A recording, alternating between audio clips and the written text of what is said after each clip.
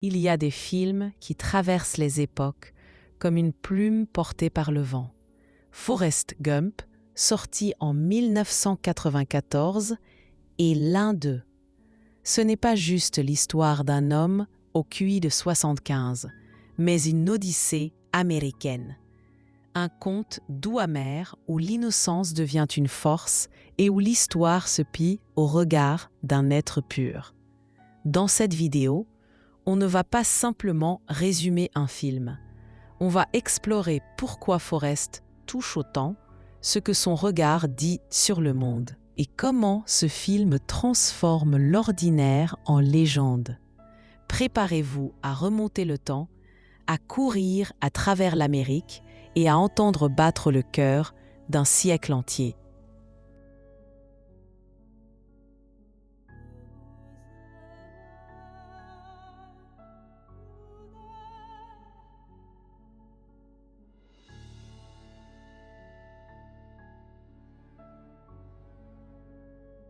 Forrest naît dans l'Alabama rural, élevé par une mère aimante qui lui apprend une chose essentielle: tu n'es pas plus bête que les autres. C'est le mantra du film. Forrest n'a peut-être pas toutes les clés intellectuelles, mais il possède une pureté d'âme désarmante. Dès son enfance, ses jambes trop faibles deviennent une métaphore. L'entrave apparente cache une puissance inattendue. Quand il court, il échappe aux moqueries, au handicap et sans le savoir, au destin. L'Amérique des années 50 est là, brutale et belle. Et Forrest y grandit sans jamais perdre cette capacité unique d'aimer sans juger.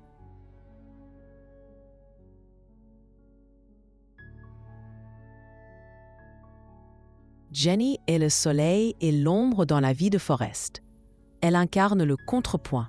Là où lui traverse le monde sans le corrompre, elle est broyée par les abus, la drogue, les révoltes. Jenny fuit toujours, de la ferme familiale à la scène hippie, tandis que Forrest reste ancré dans son amour inconditionnel.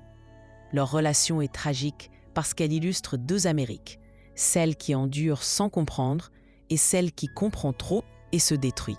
Forrest ne cherche jamais à sauver Jenny. Il l'attend, simplement. Son amour est absolu, hors des normes, et c'est précisément ce qui bouleverse. Vietnam, ping-pong, Richard Nixon, Elvis, John Lennon. Forrest traverse l'histoire comme un spectateur innocent, témoin malgré lui des soubresauts d'une nation. Il est le fil rouge d'une Amérique en mutation.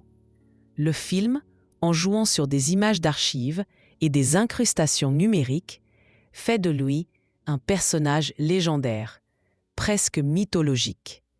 Mais cette grandeur est involontaire. Forrest ne comprend pas l'impact de ses actes. Il court parce qu'il en a envie. Il devient héros parce qu'il aide un ami. L'histoire le traverse, mais ne le transforme pas. C'est le monde qui change autour de lui. Le lieutenant Dan, amputé au Vietnam, est l'antithèse de Forrest. Cynique, amer, révolté contre un destin qu'il croyait tracé.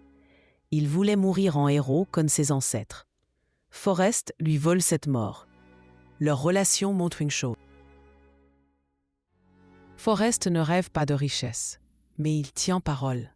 À Bubba, son ami tombé au Vietnam, il avait promis de pêcher la crevette. Alors il le fait. Et avec l'aide de Dan, il bâtit un empire.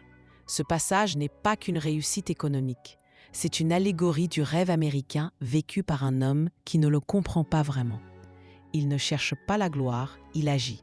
Le succès de Forrest vient de sa loyauté, de son honnêteté, de sa persévérance.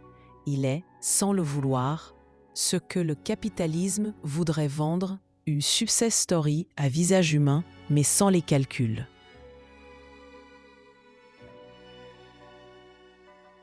Lorsque Jenny disparaît encore, Forrest part courir. 3 ans, sans but, sans fin, juste courir. Ce moment du film est d'une poésie rare. Il devient symbole. On court pour fuir un deuil, une absence, l'absurdité de la vie, ou peut-être pour mieux y rester. Des milliers le suivent sans savoir pourquoi. Mais Forrest, lui, n'a jamais prétendu avoir les réponses. Cette course est une méditation en mouvement. Elle montre que parfois, continuer à avancer est la seule chose qui nous reste, et que cette obstination paisible peut inspirer, même sans discours, même sans idéologie.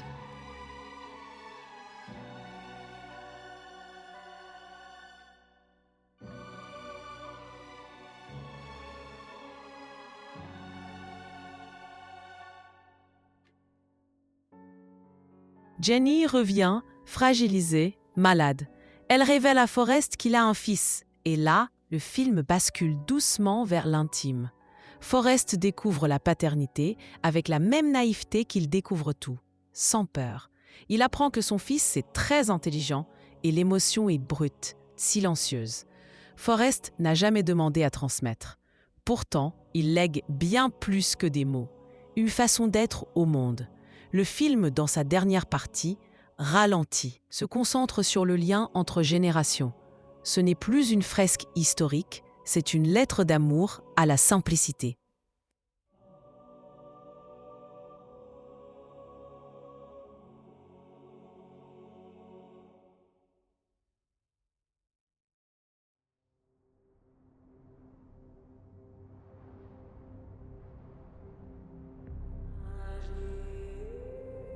Film sur la permanence.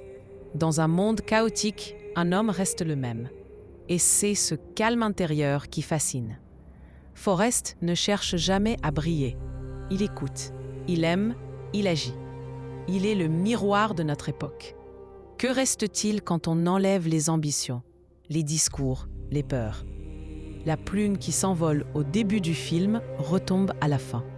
Elle n'a pas choisi sa trajectoire, mais elle a traversé des mondes. Comme Forrest. Et comme nous, peut-être. Simplement en suivant le vent.